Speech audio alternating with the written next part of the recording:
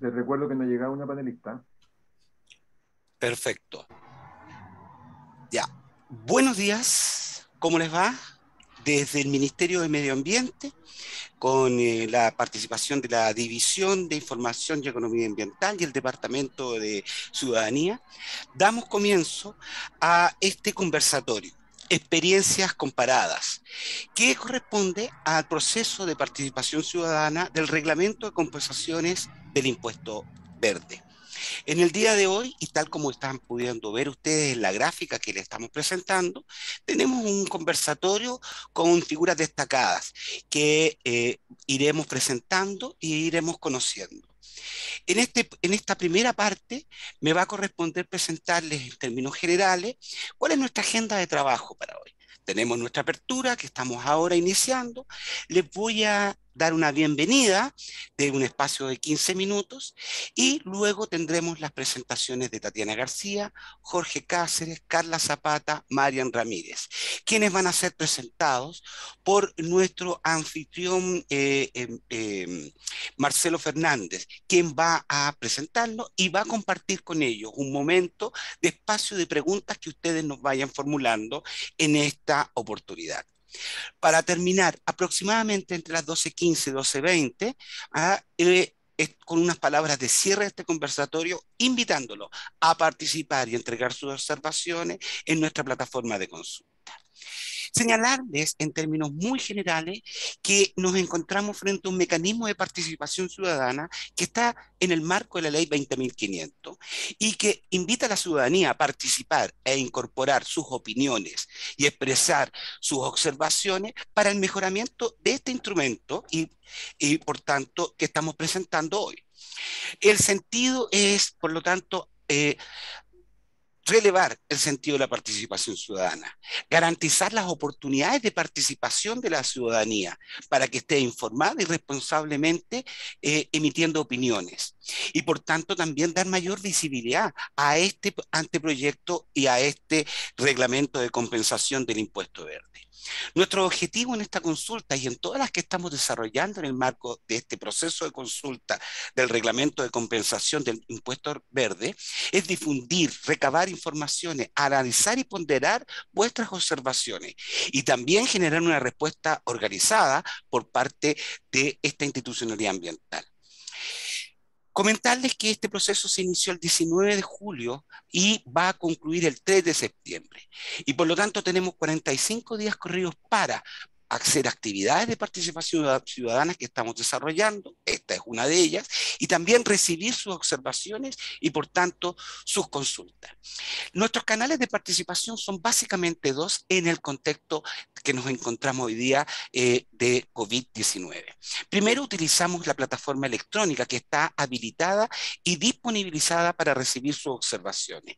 Y también pueden hacerse a través en las oficinas de parte de la subsecretaría y secretarías regionales ministeriales a lo largo de todo el país. En lo particular, respecto a la plataforma electrónica, señalarles que usted puede ingresar sus observaciones ciudadanas a través del portal consultaciudadanas.mma.gov.cl y hacer clic en ver consultas abiertas. Usted al ingresar ahí se va a desplegar un conjunto de consultas que tenemos abiertas. Usted puede identificar esta consulta que es del reglamento de compensación de impuesto verde. Y al ingresar ahí puede ver el instrumento y también puede revisar otros documentos destacados, tanto como señala ahí en el lado izquierdo, el documento en consulta y el lado derecho, los documentos destacados. También, junto con revisar, puede realizar observaciones, ingresando donde señala el link ingresar observaciones aquí. Se puede registrar si tiene clave única y sin clave única, indicando si es persona jurídica, persona natural u una organización sin personalidad jurídica. Usted además puede hacer observaciones en términos generales al instrumento, al reglamento en este caso, específicas, y también puede subir un documento con antecedentes o observaciones. Sus observaciones van a ser correctamente enviadas y se les señalará qué observación enviada exitosamente, pudiéndola, si usted quiere, imprimir para tener el respaldo de su observación. Del mismo modo, nosotros en espacio de 24 horas revisaremos esa observación, veremos la pertinencia respecto a el instrumento que está en consulta y se le dará admisibilidad. Señalarle con esto también que nosotros hemos desarrollado un plan de participación que comenzó el 11 de agosto, que ya comenzó con anterioridad y que hoy día nos encontramos en este primer conservatorio, experiencias comparadas, que está abierto a todo público. Estos tipos de actividades están informadas en la plataforma, pero no siempre está de más poder comentárselas. Continuaremos el 18 de agosto con un segundo conversatorio, el 26 con un tercero y tendremos el 31 de agosto, en este mes de plan de participación, un webinar de cierre. Señala que todas sus observaciones van a ser analizadas y serán entregadas una vez terminado este proceso. 45 días hábiles posteriores de este proceso se va a subir una notificación con las respuestas a las observaciones que fueron recibidas. Pongámonos de acuerdo un poco en cómo vamos a participar hoy. Primero, en la parte inferior donde dice chatear, usted espero que nos pueda saludar, nos pueda decir de dónde está escribiendo, qué organización y señalarnos si hay algunas dificultades técnicas que tengamos y que nosotros en este momento de presentación no podemos verlo. Segundo, al costado derecho hay un icono que se llama preguntas y respuestas. Privilegiamos ese canal para que usted pueda realizar consultas específicas respecto a las presentaciones que vamos a observar hoy día y respecto también, y que van a ser un insumo relevante para el momento y el espacio de preguntas y respuestas que tendremos en este conversatorio. Todo el evento va a ser grabado y tanto la presentación que estoy haciendo yo, como lo harán los panelistas, como también la grabación del evento, va a quedar absolutamente disponible para consulta y revisión en el portal consultasiudadana.mma.gov.cl. Sin más, quiero dejar con ustedes a don Marcelo Fernández, jefe de la División de Calidad del Aire del Ministerio y que va a funcionar como moderador. Señalarles que cuenta este profesional con 25 años de experiencia en la gestión de la calidad del aire y por tanto es un especialista en temas atmosféricos, río ambiental, olor y contaminación. Para nosotros, para el Departamento de Ciudadanía y también para la División de Información y Economía Ambiental del Ministerio, es un agrado dejarlos con él para que conduzca este espacio y pueda, por tanto, dar continuidad a este conversatorio. Don Marcelo, por favor. Muchas gracias, Eduardo, por la presentación. Bueno, muy buenos días a todos, a todas que nos acompañan. Estamos entonces en el primer conversatorio relacionado con este reglamento de compensación de emisiones que se elabora en el marco del impuesto verde. Tenemos 45 días de consulta pública y estas actividades que nos permiten difundir lo que estamos haciendo como Ministerio del Medio Ambiente.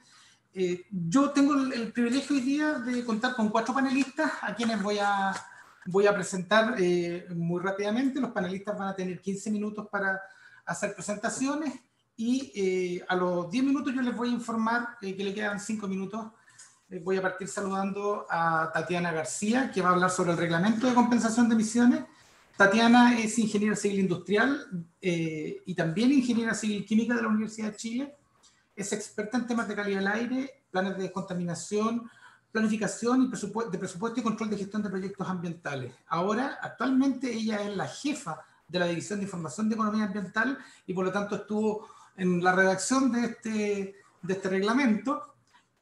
Ha participado en la elaboración de políticas públicas y diseño de instrumentos económicos para la gestión ambiental y es en este contexto que hoy día, como les decía, está liderando la elaboración de este reglamento. Muchas gracias por estar con nosotros, Tatiana, también una gran amiga, muchos años trabajando juntos. Don Jorge Cáceres, que nos va a hablar sobre compensación de emisiones, logros a la fecha y oportunidades. Jorge, también un viejo conocido mío por lo menos, ingeniero civil industrial de la Universidad de Chile, magíster en gestión y emprendimiento tecnológico de la Universidad Adolfo Ibáñez, tiene más de 20 años de experiencia en temas de sustentabilidad y cambio climático en Chile y en la región. Desde 2015 dirige el Centro de Medio Ambiente de Energía y Medio Ambiente de la SOFOFA, impulsando iniciativas pioneras tales como la conformación de un banco de proyectos de compensación de emisiones de contaminantes atmosféricos con impacto local y global, liderando de esta forma el desarrollo de estrategias de mitigación a adaptación climática con los consecuentes beneficios que esto tiene a escala regional. Muchas gracias, Jorge, por acompañarnos. Carla Zapata, que nos va a hablar sobre el reglamento de compensación de emisiones y la visión que tiene en él respecto de este tema. Carla fue ganadora del Premio Mujeres Empresarias 2020. Ella es ingeniero civil industrial y de sistemas, con una maestría en gestión de empresas de la Universidad Getúlio Vargas de Brasil. Trabaja en el grupo Enel hace 24 años y le ha tocado estar residiendo en diferentes países de la región, en Perú, en Colombia, en Brasil y en Chile. Está instalada en Santiago desde el 2006 y se ha desempeñado en gestión y desarrollo de nuevos negocios, venta de productos y servicios vinculados con el mundo de la energía y también en captura de oportunidades de mercado asociadas a la innovación, cambios tecnológicos y digitalización. Actualmente, Carla es gerente general de Enel X Chile, que es la nueva línea de negocio comercial del grupo Enel, que tiene como propósito abrir la energía a nuevos usos, nuevas tecnologías y nuevos servicios. Muchas gracias, Carla. Bienvenida. La última presentación, pero no la menos importante, está a cargo de Marian Ramírez, que nos va a hablar de la experiencia en proyectos de carbono, en particular de la Reserva Costera Valdiviana. Marian es ingeniero civil bioquímico de la Pontificia Universidad Católica de Valparaíso, ingeniero ambiental de la Universidad de Santiago de Compostela y MBA de la Universidad Adolfo Ibáñez. Es directora de estrategias y nuevos modelos de conservación en The Nature Conservancy, la ONG más grande del mundo dedicada a la conservación de la naturaleza. Tiene más de 17 años de experiencia en temas medioambientales y de conservación. Se desempeñó previamente en la Pontificia Universidad Católica de Valparaíso, en Corfo y también en la Fundación Chile. Ha desarrollado proyectos de conservación en la región de los ríos, específicamente lo que le comentaba, la Reserva Costera Valdiviana, desarrollo del Fondo de Agua en la Cuenca del Maipo y otros proyectos relacionados con gestión de recursos hídricos, desarrollo de créditos de carbono, protección de áreas de alto valor de conservación y planificación de la conservación a escala de cuencas. Insisto, bienvenidos todos y todas, y voy a partir con la presentación de Tatiana, como les decía, que nos va a hablar del reglamento de compensación de emisiones. Muchas gracias, Marcelo. ¿Se escucha bien? ¿Me puedes confirmar? Perfecto. Perfecto. Muy bien se escucha. Muchas gracias.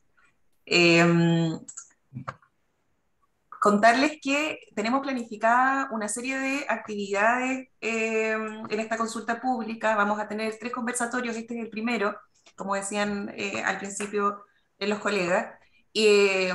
Vamos a hablar en el segundo conversatorio de las capacidades que requiere instalar un mercado de carbono o sistema de compensaciones. Y luego vamos a hablar de soluciones basadas en la naturaleza, que es un enfoque y son el tipo de proyectos protagonistas de este reglamento de compensaciones.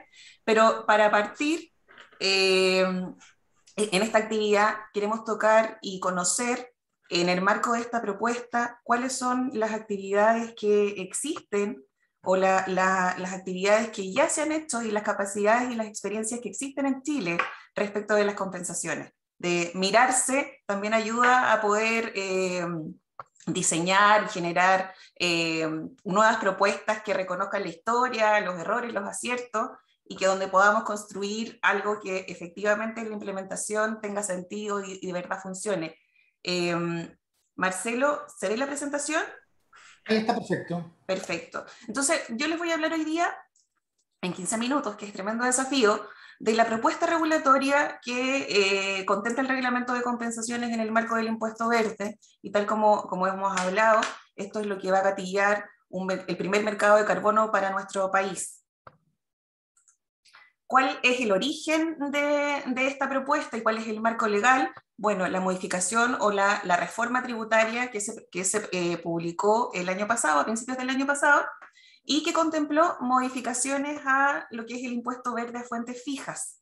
Estas modificaciones, ¿qué es lo que buscaban y cuál es el propósito que tenían? profundizar los incentivos a la reducción de emisiones en la aplicación del impuesto. El impuesto es un instrumento económico que es complementario a otras regulaciones de comando y control, que exige límites taxativos de cumplimiento de la fuente. Este instrumento en particular es un instrumento que busca generar incentivos económicos a la reducción, y desde ahí queremos que, por cierto, estas modificaciones apunten a hacerlo más ambiental y menos recaudatorio, que nos ayuden a movilizar y adelantar acciones de mitigación y mantener, por cierto, el enfoque territorial, que lo que busca es resguardar que las comunidades que hoy día conviven con la industria, con complejos industriales, vivan los beneficios de este incentivo y de estas reducciones. Entonces, como les decía, la reforma tributaria lo que contempla son 2 modificaciones para el impuesto verde que van a estar vigentes a partir del año 2023, y nosotros estamos preparando todas las vías reglamentarias, los cuerpos reglamentarios para que eso así ocurra. Esto contempla 2 modificaciones. Primero, se cambian los criterios de afectación de las fuentes que deben pagar el impuesto. Y segundo, que es lo que hoy día nos convoca, se habilita la posibilidad de compensar emisiones. Entonces, en este contexto, la primera modificación de la que les acabo de mencionar, ¿qué es lo que contempla? Que los sujetos que hasta hoy día, que desde el año 2017 tienen que pagar el impuesto, que son calderas o turbinas, con potencia térmica igual o mayor a 50 megawatts térmicos, pasen a tener un criterio mucho más amplio y focalizado en la variable que nos interesa, que es la ambiental, sin ningún tipo de sesgo tecnológico. No estamos hablando solamente de un tipo de tecnología, calderas, turbinas, hornos, sino que habla esta modificación de aplicarse sobre cualquier fuente fija que tenga combustión y que en un establecimiento como suma superen uno de estos 2 límites. ¿Y cuáles son esos 2 límites? O más de 25.000 toneladas al año de CO2 o más de 100 toneladas de material particulado. Entonces, cumpliendo una de estas 2 restricciones, estas fuentes son fuentes sujetas a pagar impuestos. Ahora, ¿qué es lo que grava el impuesto? Las emisiones de estos sujetos afectos para 4 contaminantes: material particulado, NOx y dióxido de azufre, que son los contaminantes locales que tienen efecto en la salud de la población y que están asociados a los que ya tienen ya más conocimiento en materia ambiental, a los llamados planes de descontaminación que están aplicándose hoy día en distintas partes del territorio. Y por otro lado, también se grava contaminantes climáticos a partir de este impuesto a las emisiones de CO2. Entonces tenemos un instrumento que es bien pionero en la región, porque no solamente grava o aplica un impuesto al CO2, sino que también tiene una mirada respecto de otra problemática que es relevante para nuestro país, como lo es la contaminación local y la salud de las personas. Entonces, generamos incentivos mirando estas 2 problemáticas locales, estas 2 problemáticas nacionales, la contaminación local y también la contaminación climática. Entonces, lo que buscamos es generar acciones de mitigación para todos estos contaminantes. La segunda modificación habilitante es la compensación de emisiones. ¿Y qué es lo que propone o permite esta ley? Es que se pueda compensar todo o parte de las emisiones gravadas de estas fuentes que tienen que pagar impuestos con proyectos de reducción de emisiones del mismo contaminante dentro del territorio nacional, sujeto a lo que está en la parte derecha de la pantalla, que al menos sean esas reducciones adicionales, medibles, verificables y permanentes. Esas son las exigencias literales de la ley. Ahora, este reglamento contempla además un diseño regulatorio que busca y que resguarda otros criterios. Por ejemplo, mantener una línea base realista y creíble, siempre mirando que la adicionalidad es aquello que se demuestra que va más allá de la situación sin proyecto. Mantiene una cadena de custodia clara y transparente, permitiendo trazabilidad para el sistema. Esto también relacionado con este último criterio o factor que se resguarda, que es evitar la doble contabilidad, o sea, que una reducción o una tonelada reducida se use para compensar una única vez, y también mira y resguarda los impactos no deseados de estos proyectos de reducción de emisiones. O sea, no porque un proyecto genere beneficios para contaminantes climáticos, vamos a permitir o vamos a avalar que genere una situación que agudice la problemática en contaminación local. Entonces, tiene una mirada que busca tener una mirada integral en materia ambiental y también resguardando lo robusto del sistema a la hora de habilitar las compensaciones.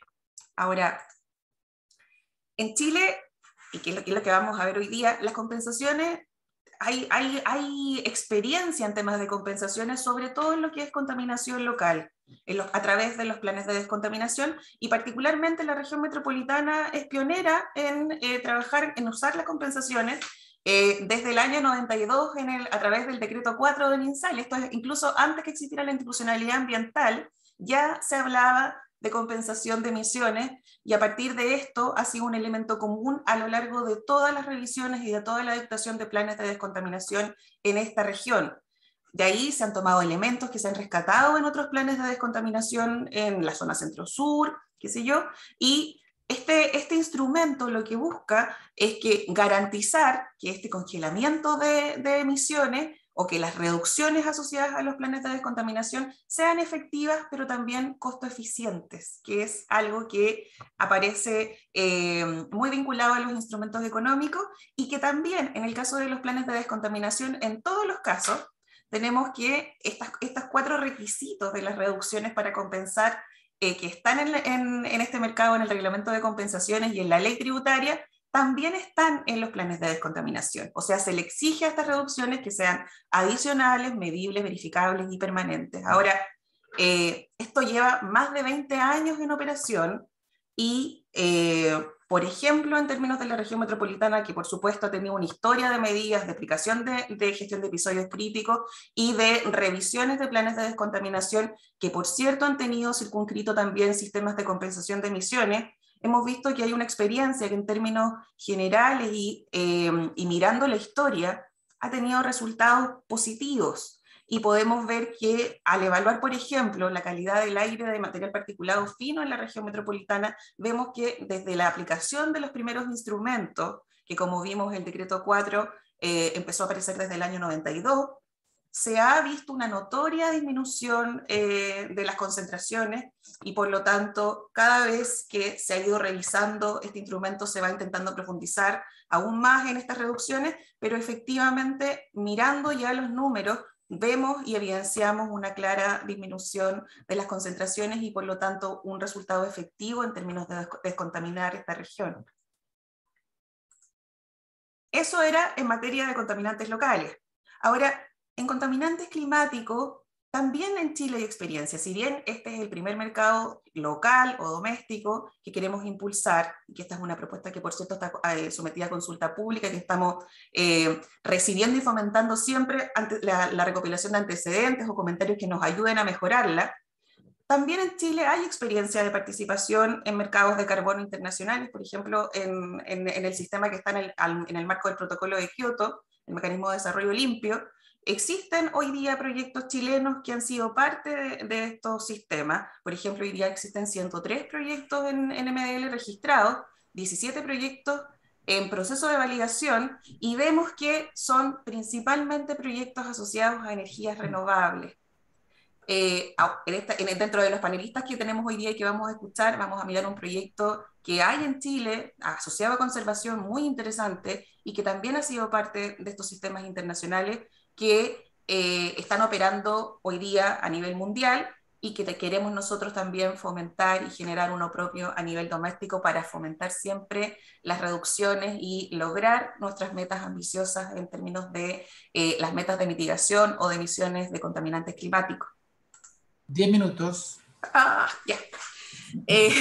Las compensaciones en el marco del impuesto, ¿cómo operan? Nos encontramos con, a la izquierda, una fuente que tiene que pagar el impuesto y que particularmente son grandes emisores de acuerdo al diseño que estamos proponiendo para definir las fuentes afectas. Y en este caso tenemos una fuente que tiene que cumplir con las restricciones del sistema de evaluación de impacto ambiental, con normas de emisión nacionales, y también puede ser que tenga restricciones en planes de descontaminación. Cumpliendo todas esas regulaciones y habiendo reducido lo que se le exige, aún así le cobramos el impuesto si es que es un gran emisor. Cada reducción adicional se hace más costosa y también hay tecnologías que quizás no permiten seguir reduciendo. Entonces lo que hace la compensación es permitir la mirada y la mitigación considerando otros sectores de la economía. Y por ejemplo, tenemos una fuente ficticia que estamos usando como ejemplo a la derecha de la pantalla, que por ejemplo, cumpliendo toda su regulación en la parte superior del esquema, si desarrolla en sí mismo una reducción a través de un proyecto de reducción de emisiones que sea adicional, medible, verificable y permanente, y asegure que sus emisiones luego de la aplicación de este proyecto van a estar en la línea punteada que está hacia abajo, creo que ahí pueden ver mi pantalla, sí, sí, sí. Este gap o esta diferencia puede ser usada para compensar emisiones siempre y cuando se cumplan una serie de requisitos. En ese caso, si es que se usa para compensación, a la hora de aplicar el impuesto, ¿qué es lo que se cobra? Se analiza primero esta cajita azul, que es la cantidad de emisiones que genera la fuente afecta el impuesto, se descuentan las emisiones asociadas al proyecto de reducción de emisiones y son las emisiones resultantes las que entran al sistema tributario y bajo las cuales se tarifica el impuesto y finalmente se cobra y se gira en abril de cada año en la operación renta. Me quedan solo 5 minutos. Además, este reglamento contempla unas propuestas de otros requerimientos asociados a criterios de sustentabilidad, por cierto, le da un papel especial y muy importante a las soluciones basadas en la naturaleza, sobre todo si tienen beneficios para la biodiversidad nativa. Además, resguarda y solicita a los titulares que se hagan cargo de describir cómo se alinean con las restricciones y los compromisos de Chile a través de su NDC. También restringe, por la doble contabilidad, que se reconozcan proyectos de reducción aplicados en fuentes a las que tienen que pagar el impuesto. Y finalmente, en términos ambientales o requisitos ambientales, como les hablaba al principio, no se permiten reducciones o proyectos de reducciones que generen una reducción adicional para un contaminante, pero que generen mayores emisiones en el resto de los contaminantes que están regulados en este impuesto.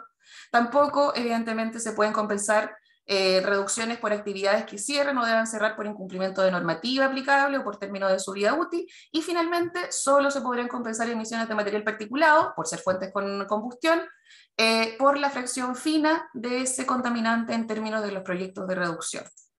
Ya voy a terminar, Marcelo. Además, esta propuesta regulatoria contempla restricciones territoriales para la compensación. En el caso del dióxido de carbono, los proyectos de reducción de emisiones tienen que estar en el territorio nacional, pero en el caso de los contaminantes locales, si la fuente que debe pagar el impuesto está en una zona saturada o latente, para tener sintonía y armonización con los planes de descontaminación también, el proyecto de reducción de emisiones tiene que estar en esa misma zona geográfica. Si la fuente que debe pagar el impuesto quiere compensar con otro proyecto y no está en una zona saturada ni latente, el proyecto de reducción de emisiones tiene que estar en la misma comuna para asegurar que los efectos o los beneficios ambientales lleguen a las mismas comunidades expuestas, o puede estar a lo más en una comuna adyacente a la comuna donde está la fuente que debe pagar el impuesto. Con esto aseguramos que los beneficios de la compensación lleguen a las mismas comunidades que hoy día están asociadas o cercanas a las fuentes que deben pagar este tributo. Finalmente, el proceso completo que propone el sistema para evaluar proyectos de reducción sujetos a compensación, con los que se puede compensar, es pasar primero por una etapa de evaluación de requisitos, que son los requisitos que acabamos de revisar en 60 días. Luego el proyecto puede implementarse o desarrollarse y tiene que someterse a metodologías de verificación. Esta propuesta solamente considera la compensación luego de tener medios de verificación formales y revisados respecto de que la reducción efectivamente ocurrió. Para eso van a haber auditores certificados por la Superintendencia de Medio Ambiente. Y como tercera etapa, antes de la compensación, hay una etapa de certificación entregada por el Ministerio de Medio Ambiente. Este es un proceso transparente, apoyado técnicamente por un comité operativo y donde toda la información va a ser publicada en un registro nacional. Una vez que el proyecto tiene certificados de reducción de emisiones, pasan y se publican en una plataforma para la compensación, que es administrada por la Superintendencia y donde los titulares o los contribuyentes que tienen que pagar el impuesto pueden mirar toda la oferta de certificados disponibles que para ellos sean factibles de utilizar. Estos certificados para un mismo proyecto pueden reconocer adicionalidad para uno o más de los 4 contaminantes afectos al gravamen. Luego de eso, la Superintendencia hace el cálculo de emisión neta, descontando, por cierto, aquello que se compensó a la hora de evaluar el impuesto para cada contribuyente, y con esta información entregada por la Superintendencia, siempre mirando las emisiones, es el Servicio de Impuestos Internos quien cuantifica el gravamen y lo aplica en la operación renta de abril de cada año. Tiempo, Tatiana. Si quieres te dejo un minuto para cerrar. Un minuto solamente. El sistema también reconoce programas de certificación externa, como MDL que vimos recién, donde hay proyecto, y permite luego de 2 evaluaciones, primero al programa y luego a cada proyecto, la homologación de certificados que hayan sido entregados por programas aprobados.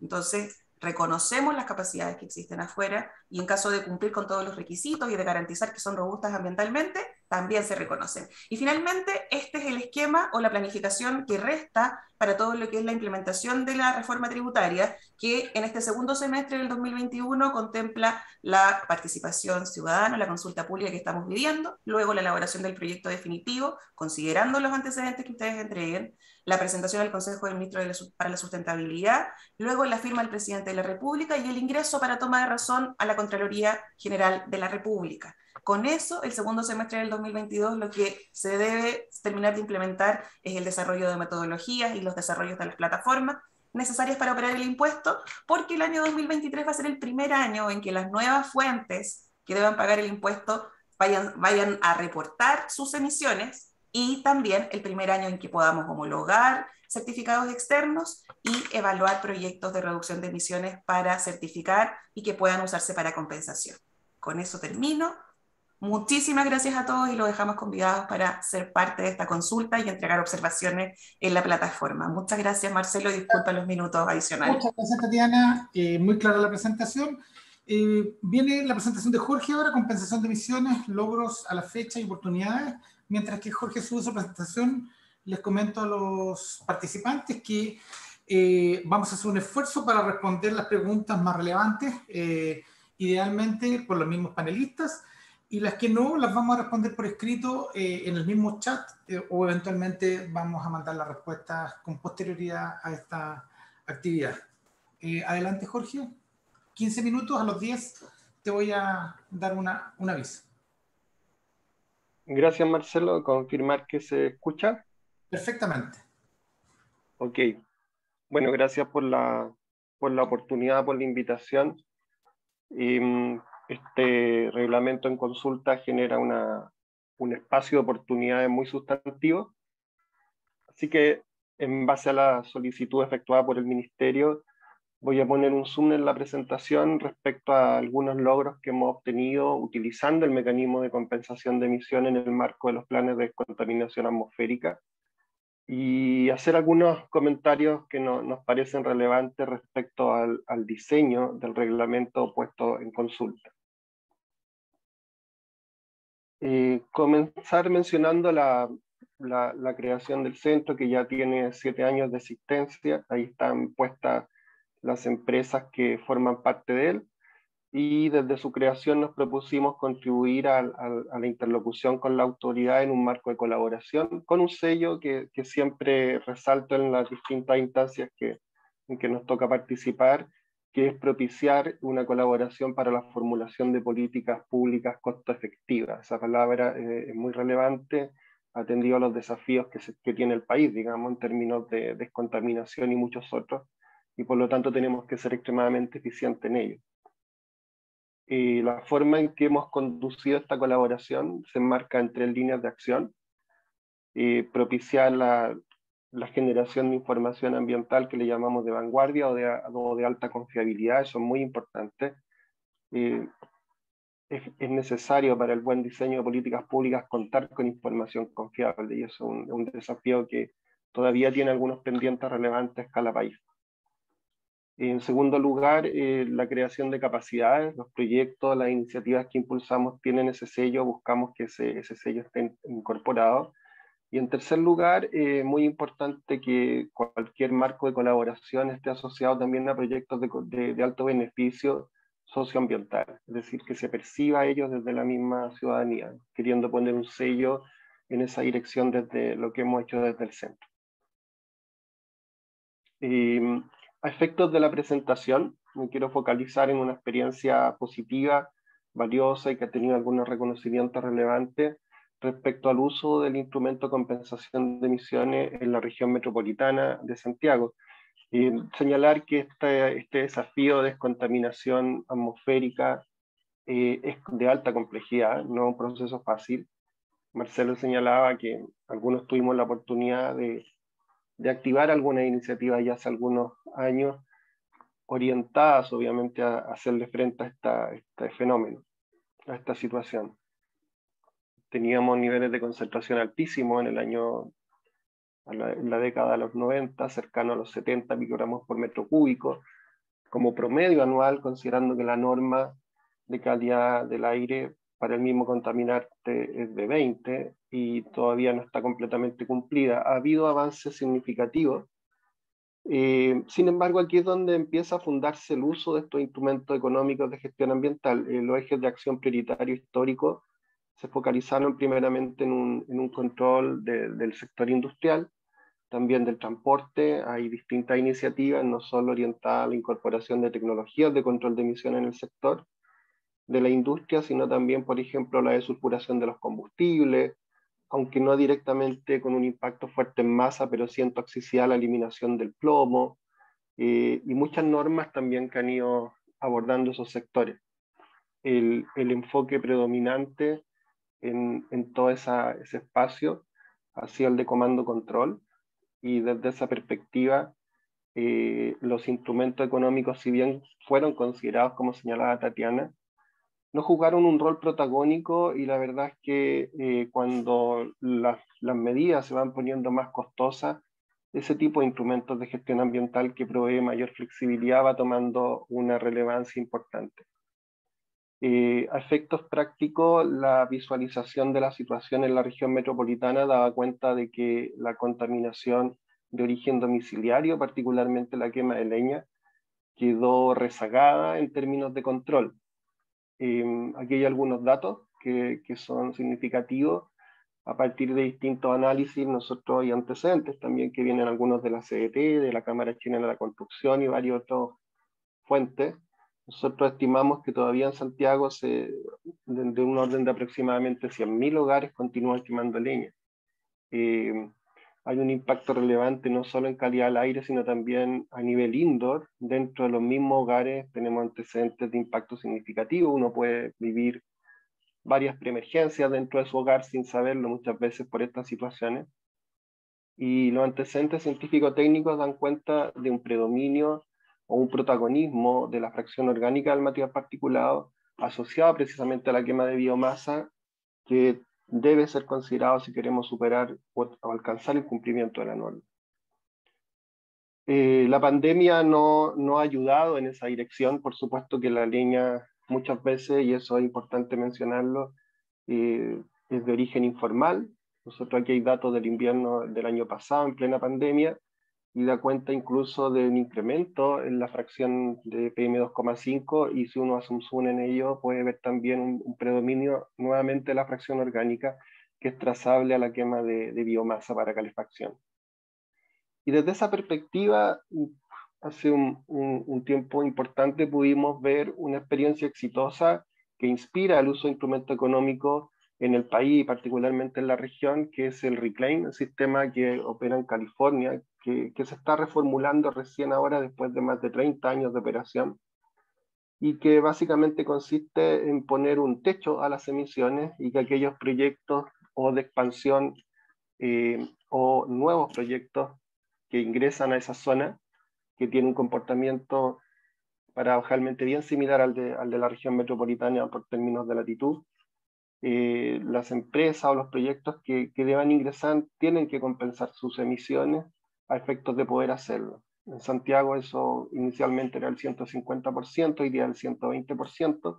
Parece algo complejo, pero sin embargo, por complejo que sea, es una oportunidad para armonizar desarrollo productivo y protección ambiental. Menciono ahí la EPA californiana, la South Coast Air Quality Management District de California, que es la institución que ha sido la encargada del diseño de estos sistemas y que ha sido referencia para lo que hemos podido implementar en la región metropolitana. A partir de esos datos pudimos colaborar en generar antecedentes que condujeron a la incorporación en el plan de descontaminación atmosférica de la región de las denominadas equivalencia a gases partículas. Que eso es un hecho inédito muy importante porque flexibiliza el espectro de cumplimiento. En ese contexto, una empresa que ya ha hecho inversiones importantes en control puede tener la oportunidad de compensar invirtiendo en descontaminación fuera de sus instalaciones, que esa es la esencia de estos sistemas. Y en este caso el centro desarrolló la metodología de compensación de emisiones mediante sustitución de leña por equipo eléctrico. Es un trabajo colaborativo con Enel. Carla Zapata va a exponer detalles luego en este mismo seminario. Logramos desarrollar esa metodología y gatillar una transformación relevante. Aquí hay una serie de empresas que ya han hecho uso de este mecanismo para poder cumplir con sus exigencias de compensación. Ahí estamos en una foto con la ministra en una actividad el año pasado, en plena pandemia, en la comuna de Melipilla, con un hito en términos de sustitución de calefactores. Y señalar que aquí hay un sello de circularidad también, que todas estas estufas han sido chatarrizadas en acero ASAP, terminan finalmente generando acero para otras infraestructuras. Esto es muy relevante. Es un sistema que tiene la Seremía de Medio Ambiente de la región, que lleva la trazabilidad de todas las sustituciones.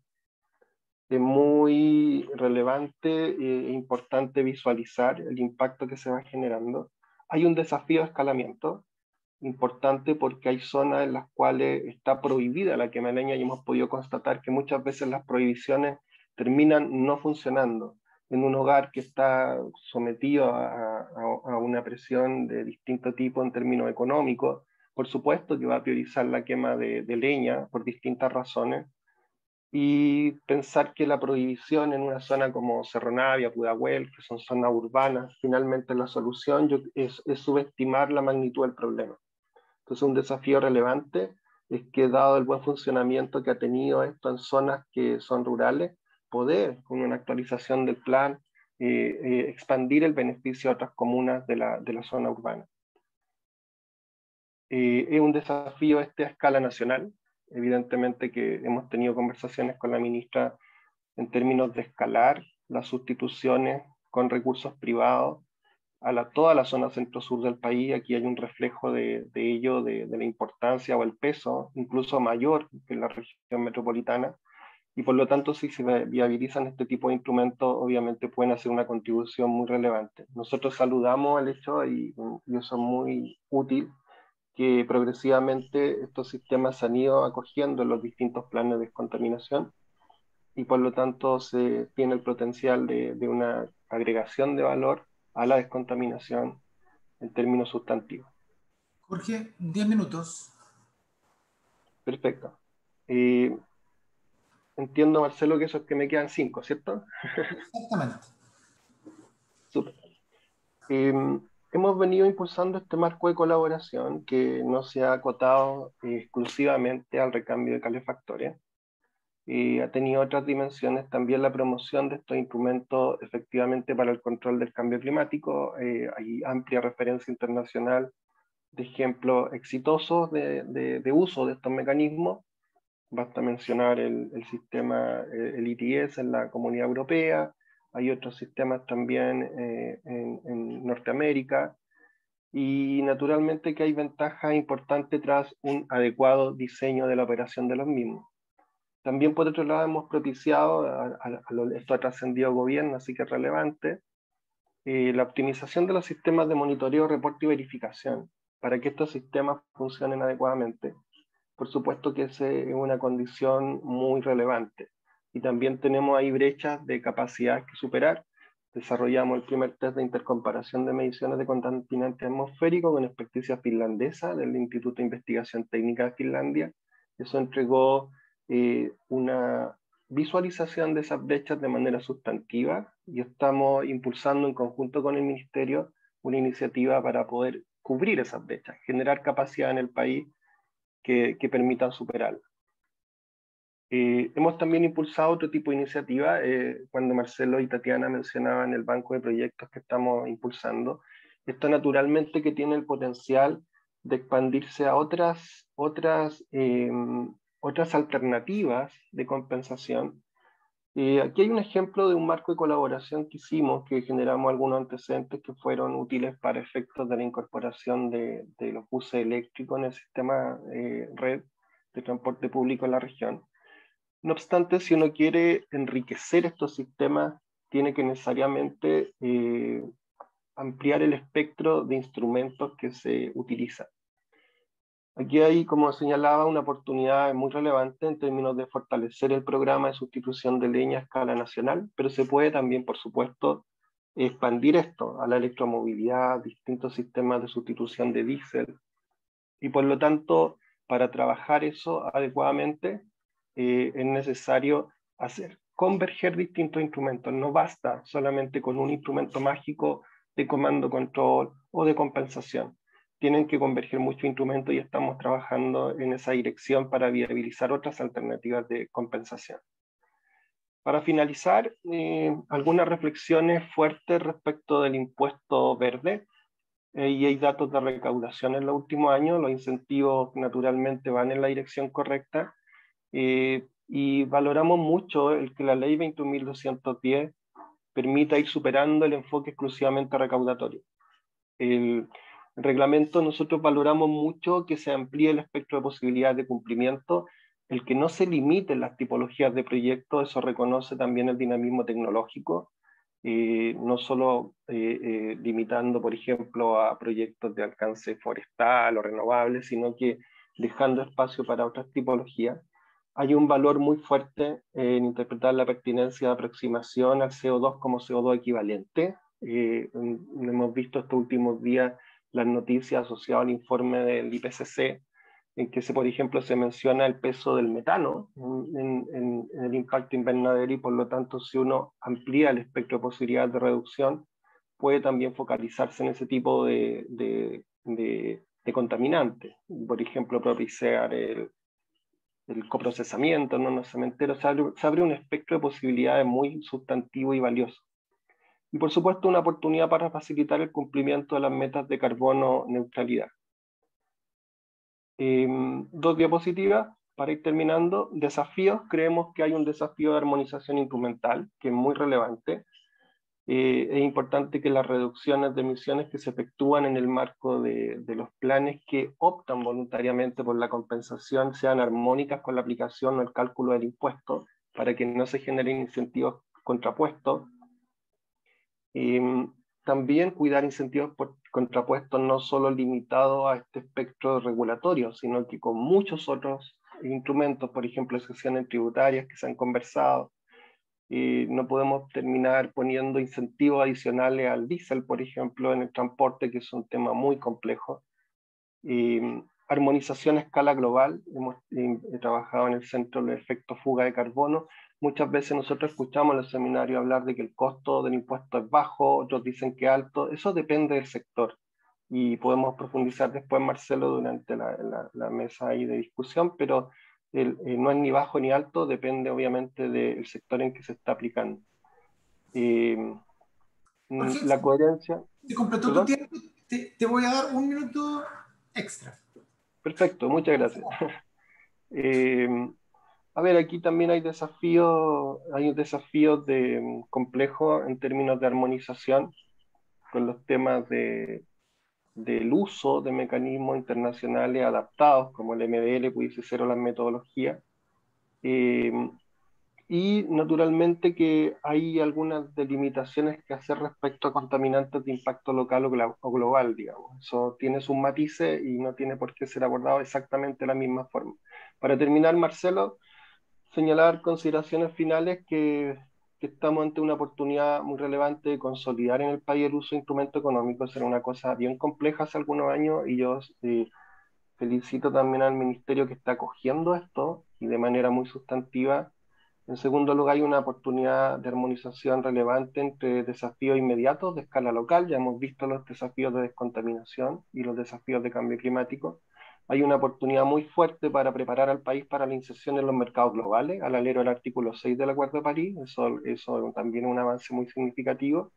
Oportunidad para facilitar la ruta a la carbono neutralidad. La carbono neutralidad no es trivial de implementar.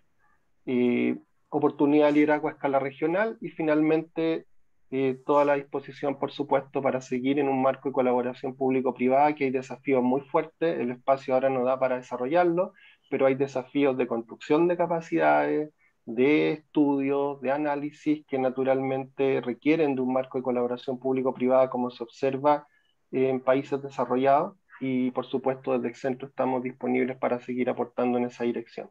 Muchas gracias, Marcia. Muchas gracias, Jorge. También muy clara la presentación y gracias por enfocarse en la temática específica y además en los tiempos que tenemos. Quiero dejar paso a Carla Zapata de Enel X para que nos cuente la visión que tienen gracias, Marcelo. respecto al reglamento.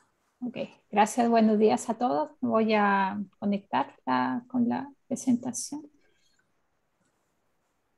Vale, creo que ahí le están viendo y me están escuchando, ¿cierto? Perfectamente. Prendo el inicial. Ok, vamos. Básicamente acompañando lo que ya Tatiana y Jorge comentaron, primero quiero presentar Enel X para los que no conocen, ¿sí? Enel X básicamente es la nueva línea del grupo Enel, que lo que quiere es insertarse en la transformación energética que estamos sufriendo o que estamos activando en los países a través de 4 líneas de negocio, donde principalmente estamos con Industry, A-City, e-Home y e-Mobility, entendiéndose como soluciones que van direccionadas hacia la industria a través de asesoría, suministro, optimización, eficiencia energética en general.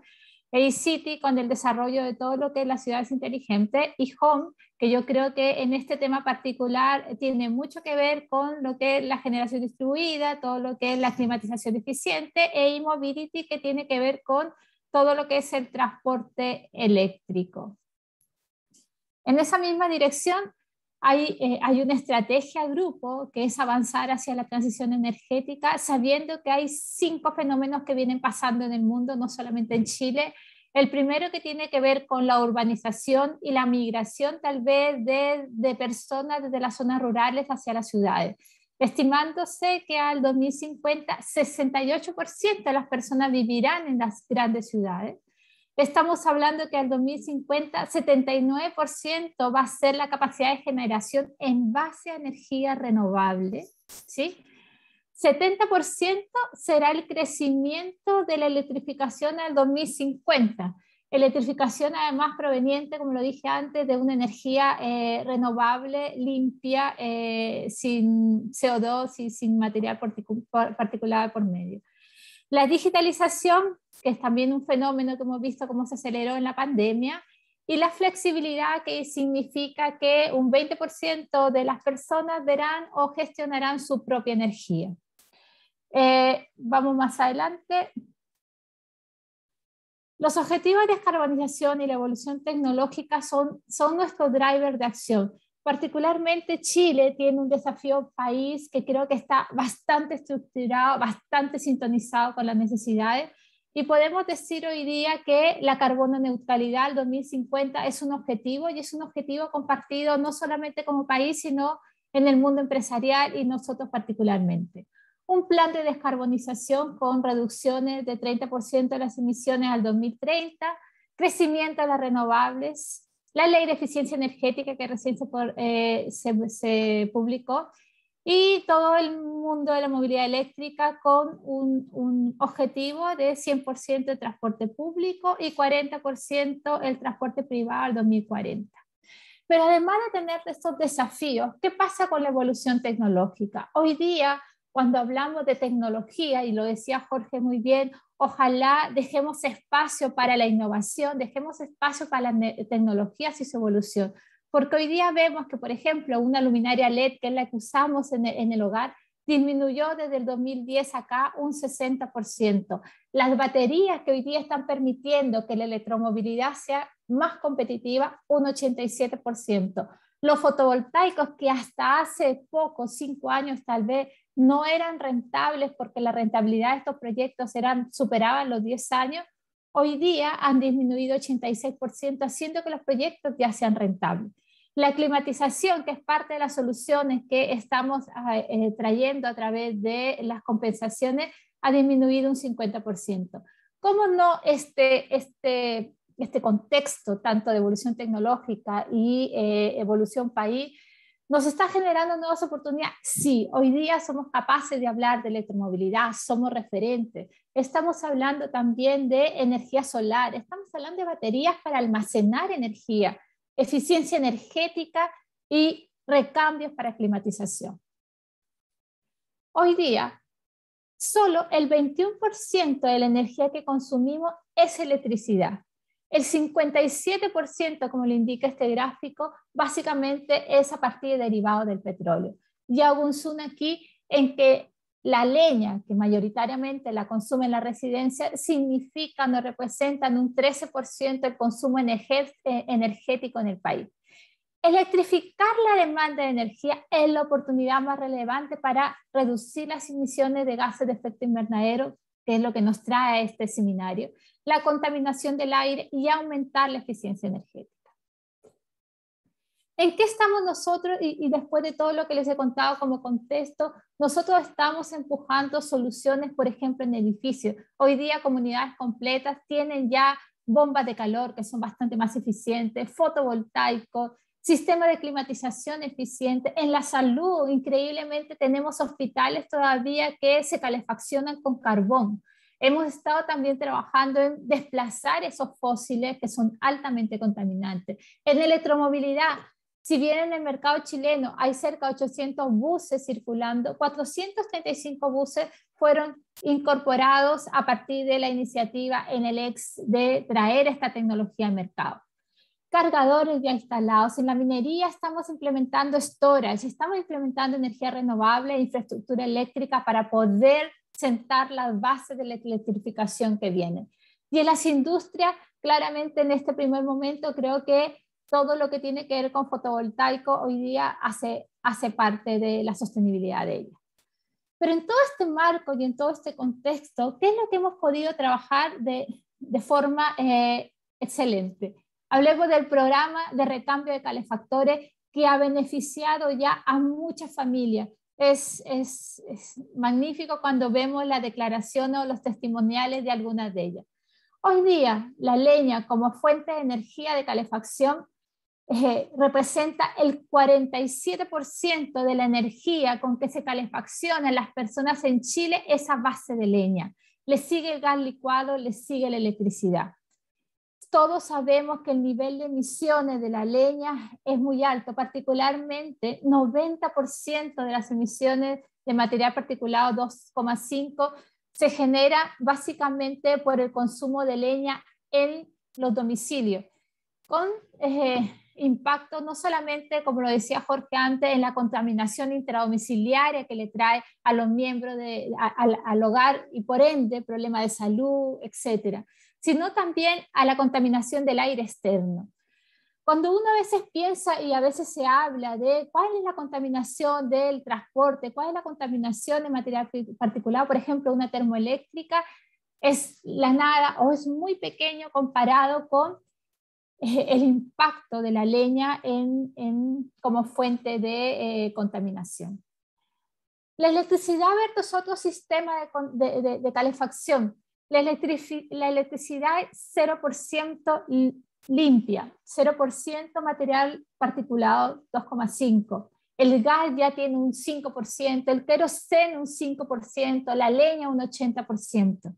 Y en términos de rendimiento, la electricidad, usando obviamente equipos eficientes como el aire acondicionado, las bombas de calor, puede llegar a rendimientos por arriba del 300%, observándose que en el caso, por ejemplo, de la leña, además de ser más contaminante, el rendimiento en términos energéticos es el peor de las 4 formas de calefaccionar que tenemos.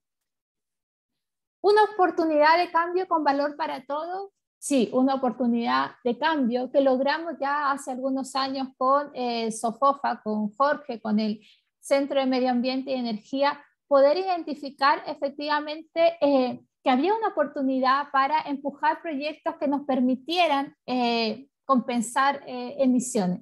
Y es así como hoy día Enel X viene ejecutando estos proyectos. Sofofa en un rol, como lo mencionaba antes Jorge, de articular el proyecto, articular la industria de cara a hacer estas compensaciones, de articular las organizaciones como los Ceremis, como el Ministerio de Medio Ambiente, las comunidades de vecinos, la empresa privada, y además ASA es parte de este proceso, haciendo efectivamente que este proyecto sea circular. Enel X actualmente tiene un rol de ejecutar el proyecto. Ceremi, que nos viene aprobando el método de compensaciones de emisiones por cada uno de los proyectos que hemos presentado. Ya son 88 los proyectos que hemos presentado en conjunto. Comunidades de vecinos beneficiarios, la empresa privada que es la que compensa sus emisiones y ASA que aporta reciclando las estufas. Ustedes vieron las fotos antes que Jorge mostraba cuando se estaban reciclando. Estamos hablando que a la fecha llevamos 10.629 recambios implementados en zonas como Tiltil, Lampa, Colina, Peñaflor, Padre Hurtado, Talagante, Caleretango, Buín. Zonas periféricas de Santiago, como decía Jorge. Hemos estado actuando fuera de la región metropolitana porque tenemos la prohibición de las estufas a leña, pero efectivamente cuando uno ve, hay una forma de expansión importante hacia la región metropolitana. Hoy día hemos ya eliminado más de 219 toneladas de material particulado 2,5, más de 34.000 toneladas en el año de CO2 removido y 957 toneladas de chatarra a ser recicladas junto con ASA. Sí, tengo 5 minutos ya. Quedan 5. Y se han realizado las primeras intervenciones ya en Osorno y Valdivia. ¿Cuál es el impacto de este programa? Básicamente hay 3, social, ambiental y económico. Desde el punto de vista social vemos cómo favorecemos la colaboración de empresas, del gobierno, de compensar, siempre cuidando las comunidades, la salud de las personas y obviamente mejorando la calidad de vida. Desde el punto de vista ambiental, reducimos la contaminación claramente, mejoramos la calidad del aire.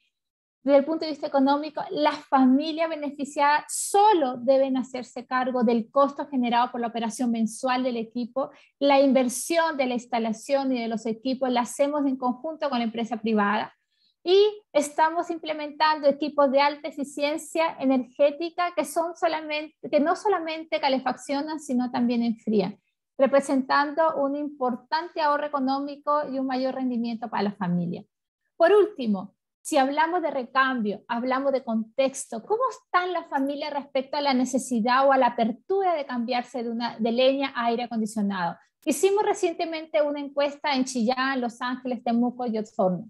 71% de las familias quieren cambiarse a una solución más limpia como el aire acondicionado. ¿Por qué ¿por qué lo quieren hacer? Primero expone comodidad, seguridad, limpieza, aire limpio, menos contaminación. Hay ya razones que la gente ya entiende que la leña es contaminante, entiende que hay soluciones más limpias.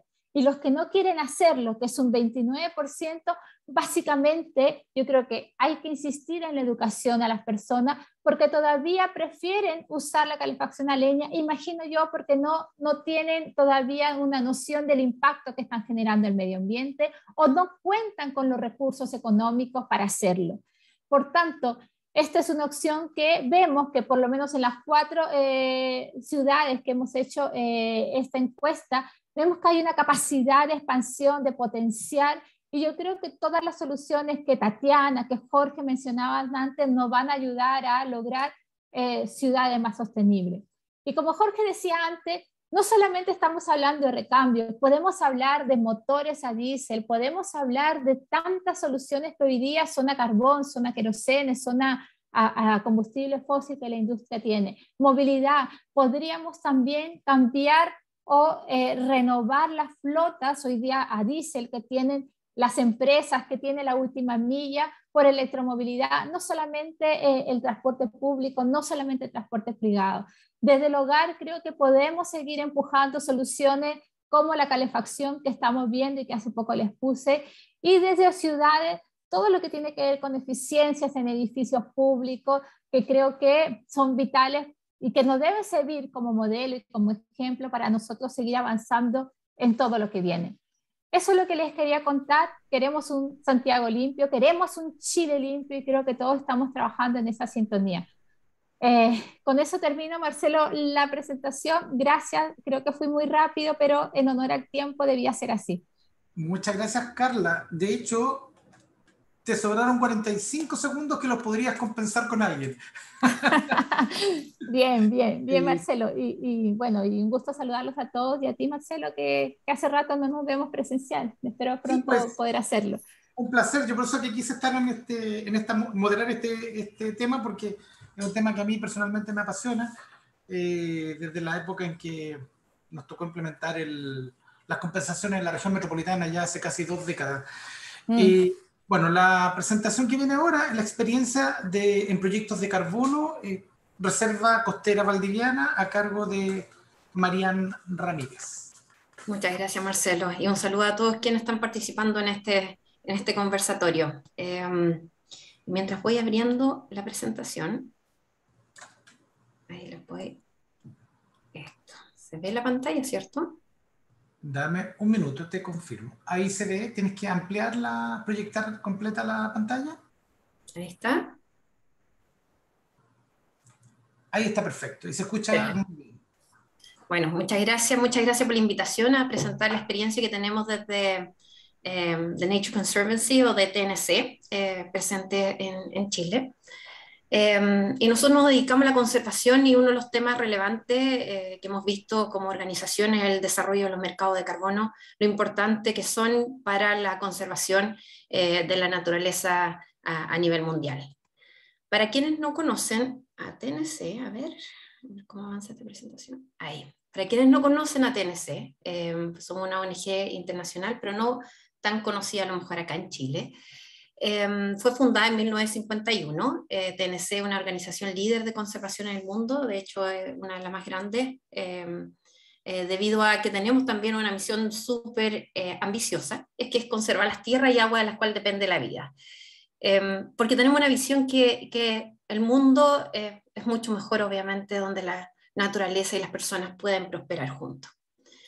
Tenemos presencia en 79 países y territorios, somos más de 400 científicos, pero también entre 4.000 empleados de TNC a nivel mundial. Tenemos más de 1 millón de socios de nuestra organización, y nos dedicamos, la verdad, a proteger tierra y agua, como bien lo decía. Actualmente contamos con más de 50 millones de hectáreas de tierras protegidas a través de distintos mecanismos, distintos trabajos con el sector público y privado, más de 8.000 kilómetros de ríos protegidos alrededor del mundo. Y uno de los temas principales a los cuales nos dedicamos, y hay colegas específicos para eso en todos los países, guiamos las políticas públicas y gobernanza para que la naturaleza tenga una representación dentro del desarrollo de cada uno de los países. Como les contaba, y en esta segunda lámina quería mostrarles más o menos dónde tenemos presencia. Como ven, si bien nacimos en 1951 en Estados Unidos, actualmente somos una organización global y tenemos impacto directo en todos los países que ustedes ven ahí en verde un poquito más oscuro, y en el verde clarito es donde hacemos conservación, pero con socios directamente y no desde TNC solamente. Es decir, solamente aclarar que en todos los países trabajamos con socios, pero en algunos lados es más importante que en otros.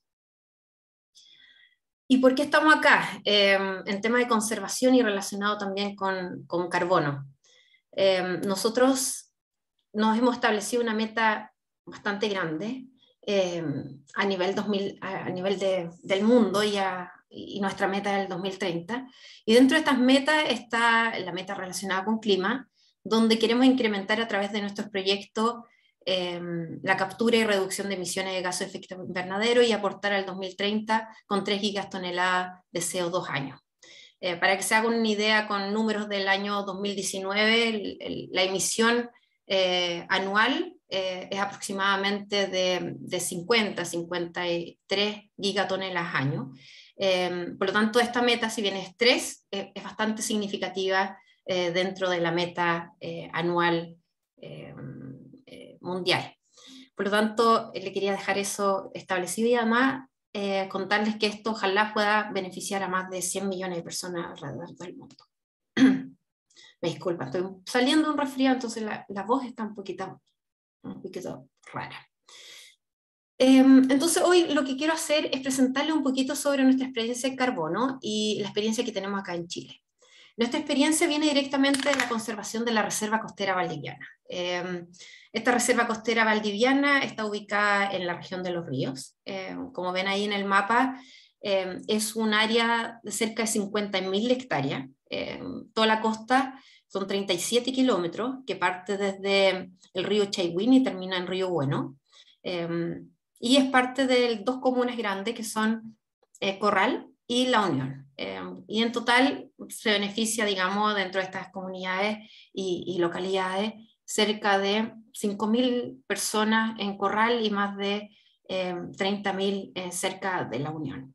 Esta zona es importante porque es un hotspot de biodiversidad, es decir, es un lugar que ha sido de alguna forma degradado en los últimos años, en el cual a nivel mundial se destaca que se debe ir protegiendo. Se debe ir protegiendo porque tiene un alto valor de biodiversidad, hay flora y fauna endémica del lugar que es relevante mantener para las futuras generaciones, y además que son zonas, digamos, el bosque templado de esa zona es relevante, bueno, debido a la representatividad que necesitamos tener en Chile.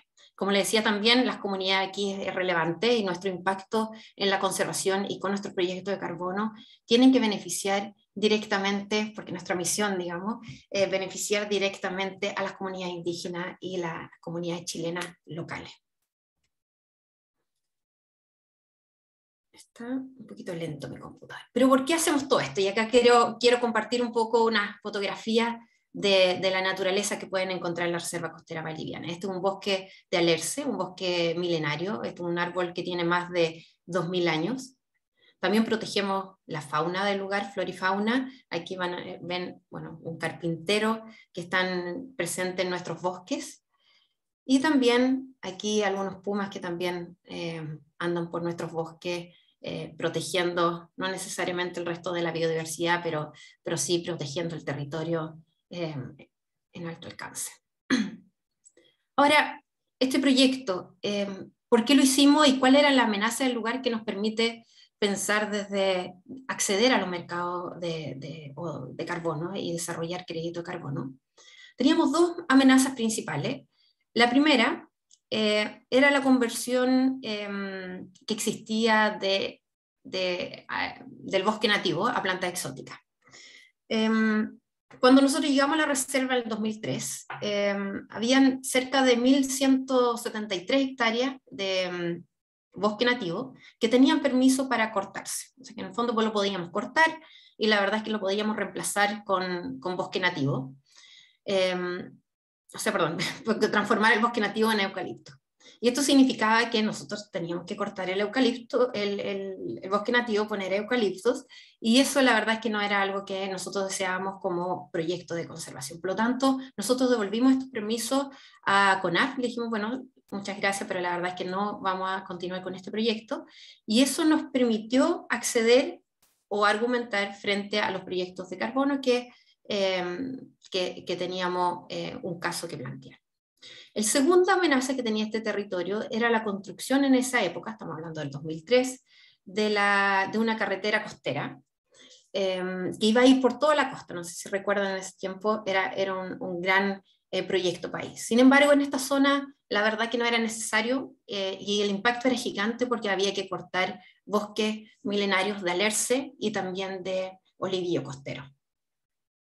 Esto iba en realidad a impactar directamente 83 hectáreas de bosque nativo, pero la verdad es que no solo impactan esas 83 hectáreas, sino que también iban a impactar el resto del bosque, dado que se podía ingresar en este bosque tan tan prístino en el año 2003. Por lo tanto, como ven aquí en el mapa, en la carretera iba a continuar por toda la costa. Lo que ven ahí en rojo era la carretera existente.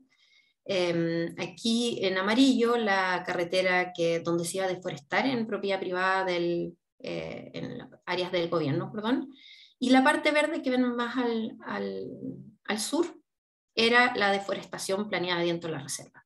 Nosotros trabajamos junto con el MOB justificando por qué esto no era necesario y logramos evitar que esa carretera se construyera. Entonces, ¿cuáles son las características de este proyecto como proyecto, digamos, por lo cual nos permitió acceder a créditos de carbono? Primero, el solo hecho que adquirimos la Reserva Costera Valdiviana. Este era un área donde había una empresa que estaba cortando los árboles nativos y estaba plantando eucaliptus para vender madera. Y nosotros la compramos, ese solo hecho ya era un gran paso. Implementamos también acciones de conservación y pues por esto pudimos presentar 2 actividades a la certificación RED para que fuera elegible bajo el estándar BCS. Uno era evitar la deforestación planificada y la otra evitar la degradación planificada deteniendo la conversión de bosque nativo en plantaciones de eucalipto. Este proyecto tiene un scope de AFOLU, que es Agriculture, Forest and Other Land Use. También evitaba a nivel de hectárea cerca de 845 toneladas de CO2. El área del proyecto en total que pudimos certificar fue de 1.273 hectáreas y pudimos certificar también sobre 500.000 unidades verificadas de carbono proyectadas. Y esto todo respaldado con el plan de manejo y servidumbre de la reserva completa, de los 50.000 hectáreas. Entonces, para hacer este proyecto de carbono, ¿cuáles eran nuestros objetivos de conservación? Que también fueron planteados dentro de este proyecto. Era simplemente, pero también difícil, conservar la biodiversidad presente en la Reserva Costera Valdiviana, implementar acciones de conservación para conectar sitios naturales de alto valor ecológico adyacentes a la reserva, para asegurar el paisaje total, involucrar siempre a las partes interesadas relevantes en estas acciones, trabajar con las comunidades locales, los centros de estudio, instituciones gubernamentales, organizaciones de conservación que existen localmente también, y eso lo hacemos hasta el día de hoy. Desarrollar actividades que también contribuyan al desarrollo sustentable de la reserva, pero también de las comunidades locales, ¿no? Todo el trabajo que hacemos ahí tienen que ser en favor, digamos, de todas las comunidades. Para nosotros en TNC no tiene sentido conservar porque sí, sino que tenemos que conservar para las futuras generaciones, para las comunidades, bueno, y para nosotros, todos los chilenos en caso de nuestro país. También otro objetivo de conservación era generar y promover actividad de investigación científica, y lo hacemos el día a día junto con las universidades con las cuales somos socios. Hacemos investigación nosotros a través de nuestro guardaparque, nuestros científicos internos, y con esta información podemos mejorar continuamente los planes de conservación y manejo que tenemos en forma permanente y actualizamos cada 5 años. Y también promovemos la protección y uso sostenible de los ecosistemas marinos y costeros de la reserva, porque esta reserva tiene obviamente un bosque que está muy conectado al mar. Estos olivillos costeros que ustedes ven en la foto son muy resistentes y adaptados digamos, a esta brisa marina. Y es parte del ecosistema. Entonces promover y proteger el ecosistema marino también es uno de nuestros objetivos relevante en este proyecto de carbono. Marian, 10 minutos. Sí, 10 minutos. Quedan 5. Entonces, ¿cuál es nuestra línea de tiempo? Porque hablamos de comprar la propiedad en el año 2003, cancelamos estos permisos que les contaba en el año 2006, empezamos nuestro estudio de factibilidad en 2009, recién diseñamos y validamos en el año 2013, empezamos la verificación de nuestro crédito de carbono, en el año 2014 vendimos el primer bono de carbono cerca del 2015, entre el 2014 y 2015, y finalmente también obtuvimos una segunda validación que es de CCBA, que es una certificación también de BERRA, que es de Climate, Community and Biodiversity, y eso significa que todos los ingresos por la venta de bono carbono van destinados a esos tres temas. Todo el retorno va a la conservación del lugar, enfrentar el cambio climático, trabajar con las comunidades, bueno, y el cuidado de la biodiversidad en general. Como les mencionaba, usamos estándares de verificación BCS, también el estándar CCB, que nos permite tener, bueno, auditorías luego del secuestro de carbono de tercero independiente, tenemos transparencia en los registros públicos, los créditos, tenemos estándares que aseguran la adicionalidad y el cálculo de las fugas. También avanzamos en una servidumbre para asegurar, servidumbre de conservación, o ahora también llamado derecho real de conservación, para poder asegurar la protección a largo plazo. Y también, bueno, les contaba que CCB nos permite asegurar que este ingreso vuelva nuevamente a las comunidades y al cambio climático. Algunas lecciones aprendidas y ampliación de los resultados, porque para nosotros es relevante como organización que estos resultados puedan ser compartidos con otros. Tuvimos un trabajo relevante en esa época y hasta el día de hoy con CONAF para incorporar el monitoreo de los beneficios comunitarios y la certificación del CCB. Colaboramos también desde esa época, cuando no existían tantas capacidades, con estudiantes y académicos de la Universidad Austral de Chile para desarrollar estas capacidades y poder aportar desde el conocimiento al desarrollo del mercado de carbono. Contratamos también ingenieros forestales locales para el apoyo del inventario de la biomasa de carbono. Levantamos información y línea base comunitaria para conocer nuestro impacto y recibir bueno, feedback de ello y seguir mejorando nuestra relación con las comunidades y su conexión con la naturaleza.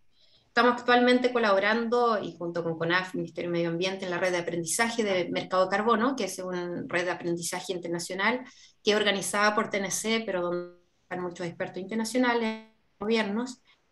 Estamos colaborando actualmente en el avance de nesting en Chile y en América, bueno, de nuestros colegas, los países, y a través de carbono también.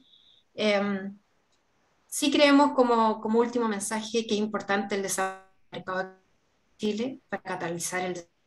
O sea, se va a demandar un proyecto, pero para eso necesitamos desarrollar las capacidades y necesitamos un desarrollo del mercado de carbono en general en Chile. Y veo que estos son los primeros pasos que estamos dando para poder fortalecer eso. Y también es relevante, obviamente, la colaboración público-privada y también la sociedad civil para poder generar estas capacidades en Chile, bueno, y en América Latina en su totalidad. Y esta es la última lámina y agradecerle a todos por este espacio y poder compartir la experiencia que tenemos desde TNC. Muchas gracias, Marcelo. Muchas gracias, Marian. Muy linda la presentación. Interesante esta otra mirada de la protección de la naturaleza. Nada, creo que hemos andado muy bien con los tiempos. Hay una serie de preguntas en el chat y yo las voy a ir formulando en el mismo orden en que hicieron las presentaciones, ¿les parece? Así que voy a partir con las consultas que van orientadas principalmente al Ministerio, en este caso a Tatiana. Son tres preguntas muy concretas. ¿Por qué decimos que Chile es pionero en la elaboración de este reglamento? Segundo, ¿cómo se asegura que no haya doble contabilidad? Y la tercera pregunta es ¿cómo pueden los titulares de los proyectos ir avanzando en la propuesta de ellos con el fin de estar listos cuando el sistema comience a implementarse?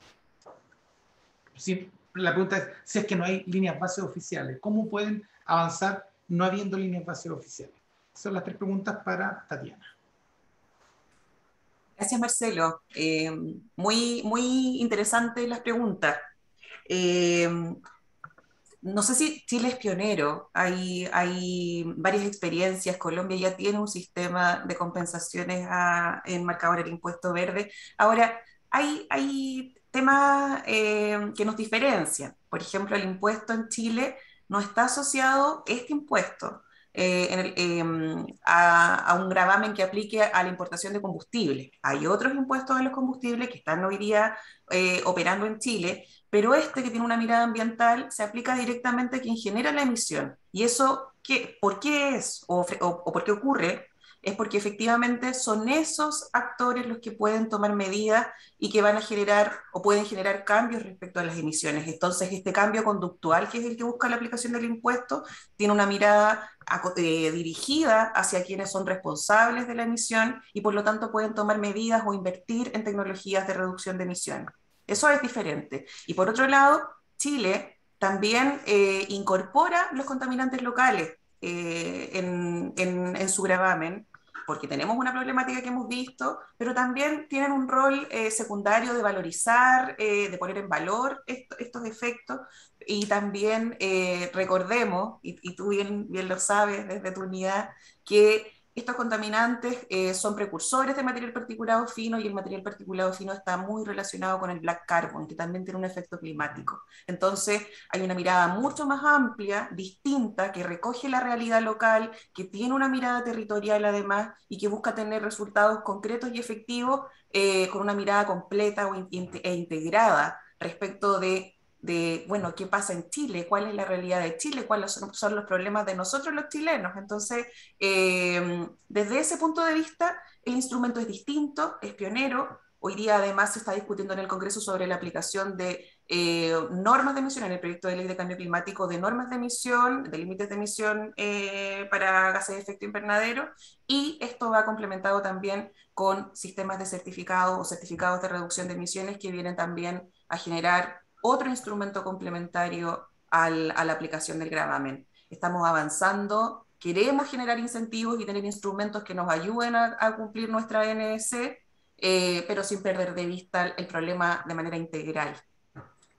Paso a la siguiente pregunta: ¿cómo nos hacemos cargo de la doble contabilidad? Y ahí hay dos miradas. Primero, la local, y es que, por ejemplo, está contemplado que sea respaldado todo el sistema de compensaciones de manera informática, con una trazabilidad específica y particular para asegurar que ningún certificado se use dos veces. Tampoco se permite la compensación sobre reducciones sobre fuentes afectadas al impuesto, por lo mismo, porque si pasara que se compensaran esas reducciones, se contabilizaría dos veces la reducción de emisiones, en el gravamen de quien tiene que pagar el impuesto, y además en la reducción que le estamos, o los créditos que le estaríamos dando a otra fuente a partir de esa reducción. Pero también no hay que perder de vista la mirada internacional o la mirada global, porque el problema climático es un problema planetario, y por lo tanto está contemplado que el registro nacional está integrado con los registros internacionales. Para eso el Banco Mundial ha tenido una labor muy importante en los diseños técnicos de nuestros instrumentos. Están dando soporte para poder integrar todos los registros que existen en los sistemas y los mercados voluntarios, y también en MDL, de tal manera que estemos todos los mercados conectados y aseguremos que un certificado se use una única vez y no dos veces. Eso es clave para la problemática mundial. Y finalmente, ¿cómo avanzar? Bueno, estamos avanzando en la generación de líneas base. El reglamento contempla, por ejemplo, que el Estado tiene que generar ciertos niveles de referencia para proyectos pequeños, de eficiencia energética, de energía renovable, de soluciones basadas en la naturaleza con beneficios de la biodiversidad. Junto a CONAF estamos trabajando en poder generar estos niveles de referencia, planificándolos para el 2022 de manera que estén operativos. Pero si me preguntas cómo podemos avanzar, todos, porque entendemos que este es un problema donde tenemos que participar todos para encontrar soluciones. Es un problema grave, difícil, y por lo tanto la colaboración es vital. Puede ser que, por ejemplo, sean los mismos titulares que de manera agrupada empiecen a trabajar y a proponer, por ejemplo, metodologías para poder generar líneas base, o metodologías de verificación en el caso de los contaminantes locales. El reglamento contempla que también se pueden usar metodologías de programas externos aprobados, así que es bien flexible, se ofrecen varias alternativas. Las empresas pueden trabajar y deberían trabajar en preparar metodologías para poder hacer operativos este sistema desde el 2023, porque nos quedan muy pocos años para el 2030 y nuestra meta es ambiciosa. Muchas gracias, Tatiana. Hay un par de preguntas para Jorge Cáceres. La primera es, quisiera preguntarle a don Jorge Cáceres de la SOFOFA, como representante del sector privado, ¿cómo analiza usted la recepción del reglamento entre los contribuyentes? Y la segunda pregunta tiene que ver con la importancia que ustedes le asignan al monitoreo continuo de emisiones en chimenea para la implementación de estos sistemas. Ok, gracias Marcelo. Confirmar que se escucha primeramente. Perfectamente. Gracias. A ver, la primera respuesta, señalar claramente que, a ver, hay un tema que siempre es complejo asociado a la aplicación o incremento de impuestos. Como señalé en la presentación, pueden haber distintas percepciones acerca del monto, si es bajo, si es alto. Yo diría, me aproximaría de dos perspectivas. Una es que a efectos de la batería instrumental para poder controlar emisiones en general, sea a escala local o global, por supuesto que los instrumentos económicos tienen elementos positivos en términos de flexibilidad, de incentivos correctamente adecuados. ¿Dónde está el desafío? Y aquí voy respondiendo el cómo se toma desde los contribuyentes. El desafío es de armonización entre distintas políticas. Eh, Nadie puede oponerse a priori a un instrumento, sino más bien tener en consideración el diseño. Y aquí, como se ha señalado, hay dos dimensiones bien particulares. Una a escala local. Esta aplicación de instrumentos tiene que ser armónica con la aplicación de las normas de emisión y de los planes de descontaminación atmosférica. En eso Marcelo y Tatiana lo tienen bastante claro que hay un desafío que puede ser complejo, porque efectivamente puede darse una suerte de superposición de instrumentos y también de incentivos eventualmente contradictorios. Pongo un ejemplo muy sencillo: una empresa que a efectos de abordar un plan de descontaminación opta por compensar, eso no se descuenta directamente del impuesto. Entonces ahí hay un tema que hay que armonizar para efectos de que el desafío de allegar fondos privados, que tiene un valor muy fuerte, a iniciativas como la sustitución de leña u otros, evidentemente converse o sea armónico con la aplicación del impuesto y por ende de la definición del reglamento. A efectos de escala global, también los diseños son complejos. Nosotros hemos estudiado el efecto fuga. Por ejemplo, hay sectores que pueden internalizar de manera razonable lo que es un impuesto en las magnitudes que están hoy día vigentes. Sin embargo, nosotros hemos estudiado que, por ejemplo, para el sector acero y cemento, un diseño inadecuado puede implicar, por ejemplo, un efecto fuga de carbono, que significa básicamente que en vez de que se produzcan esos materiales acá en el país, se terminen importando, principalmente desde Asia, y eso puede implicar, por ejemplo, un aumento de emisiones que lo hemos estimado en más de 3,6 millones de toneladas de CO2, producto que se genera ese mismo material, sea acero o cemento, en otra economía, a veces con disparidad de regulaciones, y eso puede generar obviamente el que se denomina efecto fuga, que puede ser relevante.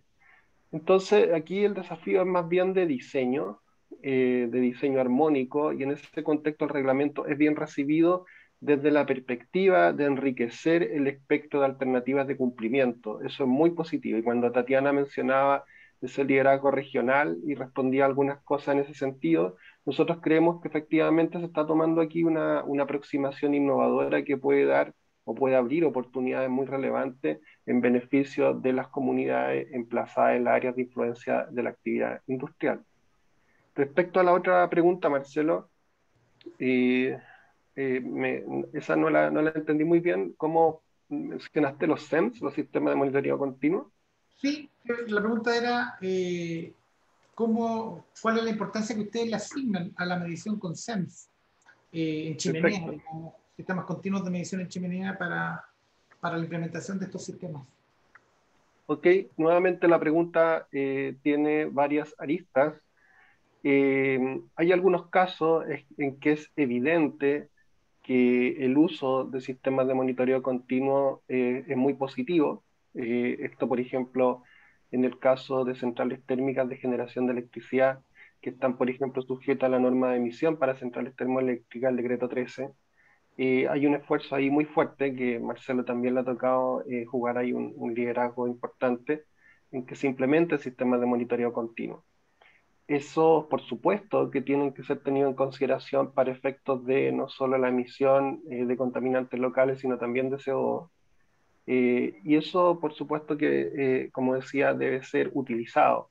Los sistemas ahí básicamente tienen que dar elementos de confiabilidad adecuados. Distinto es, por ejemplo, en otros casos, y sobre todo en el tema de las metodologías, pretender que todo tiene que tener sistema de control de continuo, de monitoreo. Eso es una cosa muy distinta si uno aprecia tanto las metodologías como los sistemas de control a escala internacional. Hay formas de aproximación muy sencillas, sobre todo para efectos de contaminantes globales, que pueden simplificar mucho la trazabilidad. Uno puede hacer una estimación, usar factores de emisión, utilizar distintas metodologías para efectos de conservación de la energía, de la masa, y uno puede hoy día aproximarse con mucha claridad a, por ejemplo, desplazamiento de emisiones. Si tú sustituyes hoy día una caldera a carbón por una opción a gas natural, por ejemplo, el uso de factores de emisión a efectos de facilitar el reconocimiento es bastante directo. Eso, por ejemplo, puede simplificar mucho el uso de estos mecanismos en ciertos sectores, sobre todo cuando hay sectores muy atomizados. En suma, no es necesario tener SEMS para todo, pero en los casos que ya existe por distintas razones de alcance local, por supuesto que pueden presentar importantes ventajas en ser utilizados. Muchas gracias, Jorge. Tengo 3 preguntas para Carla. La primera dice cómo, un poco ya está respondida en la presentación, pero de todas maneras le vamos a dar la oportunidad que a lo mejor profundice, porque dice, ¿cómo en él pretende estar a la vanguardia en los proyectos de compensación y si participará en el sistema? Esa es la primera pregunta. La segunda pregunta dice, ¿qué tipo de proyectos de compensación son los más atractivos para su sector? El sector, en este caso, de Enel. Y una tercera pregunta dice si Enel X tiene algún proyecto de apoyo a las universidades o alguna intervención con la red de campus sustentable respecto a la implementación de paneles solares, por ejemplo, que permitan el autoconsumo de la institución, o bien como un productor de su propia energía. Gracias, Marcelo, y gracias también a las personas que preguntaron. Son 3 preguntas distintas. La primera, relacionada con si participamos en el sistema de compensación. Yo considero que ya Enel participa a través de las iniciativas que le estaba comentando. Que queremos efectivamente empujar, ser parte, fortalecer el sistema, seguramente yo creo que es uno de los grandes propósitos que como compañía tenemos. En los próximos años, ¿qué es lo que nosotros, y lo comenté a través de las tecnologías que están llegando? Hoy día nosotros estamos trayendo tecnologías que tal vez están probadas fuera, como en Europa. Nosotros estamos presentes en 26 países en el mundo. Por tanto, somos capaces de ir absorbiendo conocimiento, aprendizaje y de tener actualización tecnológica. Y yo creo que parte de la oferta que también podemos incorporar al sistema es poder ir nutriendo de las nuevas tecnologías, obviamente limpias, que van apareciendo en los países y que son capaces de compensar. Yo creo que esa es la forma en que queremos hacerlo, además de seguir trabajando con el ministerio, con la empresa privada y con el Centro de Medio Ambiente, SOFOFA, para seguir empujando este tipo de iniciativa, Marcelo. ¿Sí? Respecto de la segunda pregunta, ¿qué tipo de proyectos de compensación son los más atractivos para tu sector? Yo estoy leyendo las preguntas que las alcancé a ver en el chat. Básicamente a mí me pasa lo siguiente. El proyecto de estufas a leña, yo creo que en términos de impacto, efectivamente puede ser el más importante. Yo creo que a veces no somos capaces de mencionar en términos fáciles lo que impacta una estufa a leña. Y yo les pongo un ejemplo. Una estufa a leña es como si retirar una estufa es como retirar 4 o 5 buses a diésel del sistema de transporte, ¿sí? Por tanto, si yo tuviera que priorizar qué elementos o qué tecnología empujaría la climatización eficiente en los hogares, de todas maneras, ¿sí? Lo segundo, y también lo vimos en la gráfica en términos de cómo van impactando las distintas industrias, el transporte, ¿sí? Y es por eso que nosotros estamos apoyando y habilitando con infraestructura de carga todo el transporte eléctrico que viene. Ya tenemos 800 buses en el sistema, de los cuales 435 son nuestros, pero además estamos impulsando e implementando infraestructura de carga, instalando 1.200 puntos de carga en todo el país, no solamente en la región metropolitana, para asegurar que los autos eléctricos lleguen a este país, ojalá en el corto plazo. Y en tercer lugar, yo creo que todo lo que acompaña la eficiencia energética, hace poquito hablábamos de fotovoltaicos, baterías, que es lo nuevo que se va a venir seguramente con fuerza, y desplazar a través de mejor tecnología, más eficientes, todos los fósiles que hoy día usa la industria. Yo creo que en términos de priorización, Marcelo, esas son como el tipo de tecnologías que queremos traer. Y la última pregunta respecto de si me gustaría saber si tiene algún proyecto de apoyo con las universidades. Mira, tenemos varias iniciativas con las universidades, ¿sí? Principalmente yo te diría que en términos de energías limpias y en términos de Smart City, porque también es otro propósito y es otro pilar que estamos trabajando, las ciudades inteligentes. Particularmente, si quisiéramos intervenir a través de proyectos fotovoltaicos en el campo sustentable, yo creo que hoy día tenemos soluciones que están disponibles y que seguramente si saca Pinto, yo te respondo en la interna, podemos contactar para ver efectivamente qué solución podemos ofrecer y cuál es la que más acomoda. Tenemos desde modelos ESCO, donde el proyecto se va pagando con los ahorros que van generando estas nuevas tecnologías. Leasing financiero, hoy día hay muchas opciones que nos permiten y que le están permitiendo a la industria varia seguir incorporando estas nuevas alternativas dentro de su portafolio de soluciones o para compensar o para aplicar eficiencia energética en sus procesos. Yo te escribo, Satka, y muchas gracias por la pregunta. Gracias, Carla, por la respuesta, muy, muy claras. Y tengo 3 preguntas para Marian. La primera es de un espectador que aparece como anónimo. Dice, ¿ves realmente una oportunidad para buenos proyectos de conservación en este reglamento? La segunda pregunta de Guillermo Zapag dice, ¿crees que esta ley o reglamento es una oportunidad real para financiar iniciativas de conservación? Perdón, se me escondió un poquitito el texto. Ahí lo estoy viendo de nuevo.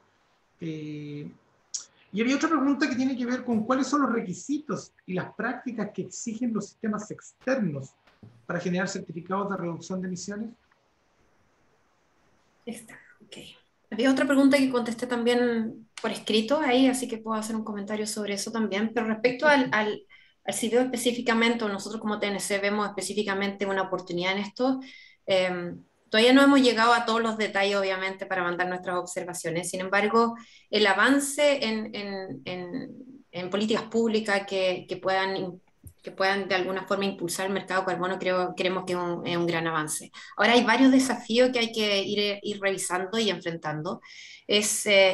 Una de las preguntas lo consultaba, tiene que ver con los procesos de implementación, porque hacer un proyecto protegiendo la naturaleza tiene un tiempo de inversión, pero también tiempo y finanzas, digamos. Necesitamos, para, por ejemplo, restaurar un costo alto, si vas a restaurar un lugar y luego vas a presentar ese proyecto, digamos, como para crédito de carbono. Entonces hay un tema de cómo existe apoyo para los desarrolladores de proyectos para que su inversión inicial de alguna forma sea más llevadera, dado que algunas veces entre la inversión y el momento en que pueden recién vender un crédito de carbono pasan hasta desde 1 año y medio a 2 años. Entonces, eso para un propietario privado dueño de una tierra es muy difícil asumirlo y por lo tanto va a ser una barrera para ellos.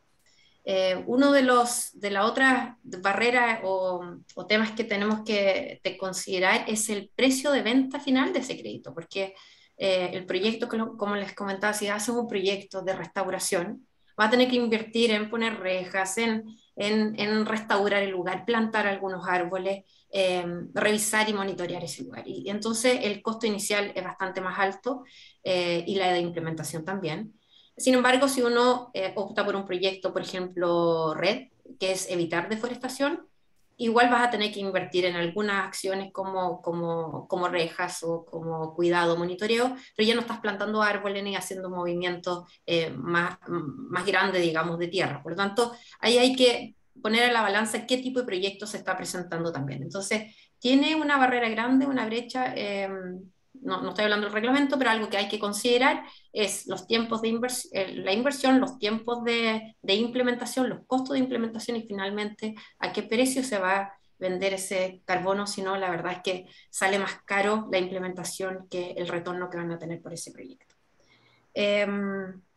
Eso, respecto a los requisitos externos, ¿cierto, Marcelo? Esa era una de las preguntas.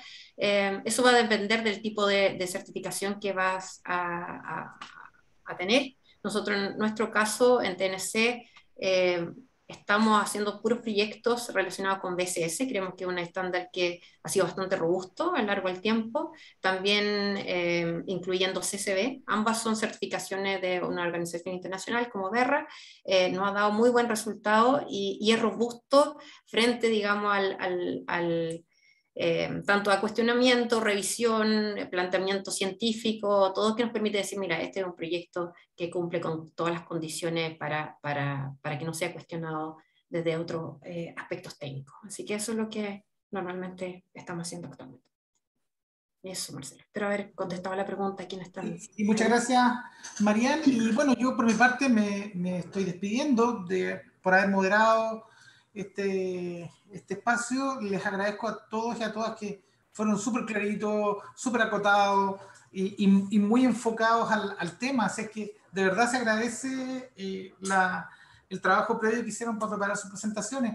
Le paso la palabra a Eduardo, que está de la División de Educación Ambiental, que va probablemente cerrar el taller. Muchas gracias a todos. Gracias, Marcelo. Bueno, a los asistentes que nos van quedando, agradecerles el esfuerzo de haberse quedado. Yo quiero partir agradeciendo a Tatiana García, Carla Zapata, Marian Ramírez y Jorge Cáceres, que fueron nuestros panelistas por sus exposiciones. Comparto con Marcelo que fueron acotadas y muy pertinentes sus opiniones y sus respuestas a la ciudadanía que hoy nos acompañó. Agradecerle a Marcelo, que fue nuestro anfitrión moderador de esta oportunidad, por la elegancia y también por la pertinencia en términos de los tiempos, que siempre son difíciles de estarlos acotando. También quiero agradecer, para finalizar, al equipo de profesionales que está tras bambalinas. Y que nos está acompañando y fueron colaborando en las respuestas.